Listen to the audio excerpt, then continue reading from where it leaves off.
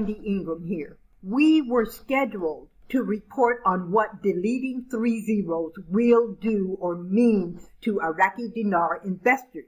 This report on deletion of 3 zeros and how it will affect you will air on Tuesday. The schedule has been moved up due to 2 events that are more pressing and frankly could change everything, both in Afghanistan and in Iraq. First, as you already know, the bombing and killing of over 100 people at the Kabul airport is holding the world's attention.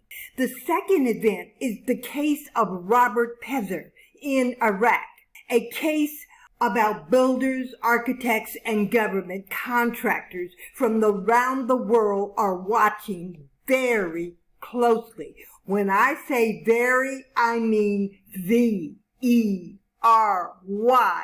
closely.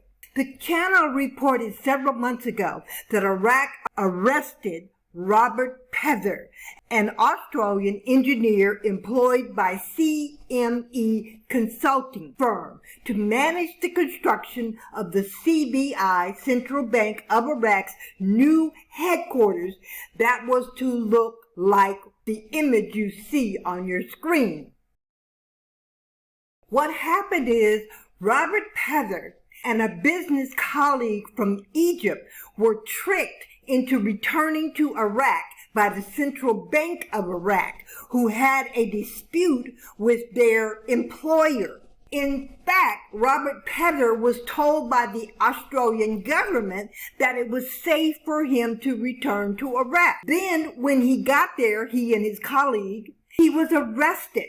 Mr. Pether felt betrayed by his government. Thus, we are asking, did the Australian government and the CME consulting firm know what Mr. Pether was accused of? Pether is accused of fraud and received a 5-year prison sentence and a $12 million fine.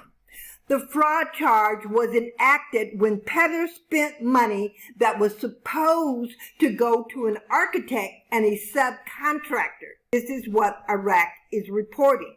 So now the UN, the foreign minister of both Iraq and Australia are now involved, and government contractors from all over the world are watching this. The argument is that employees cannot be held accountable for what their company or employer does or do.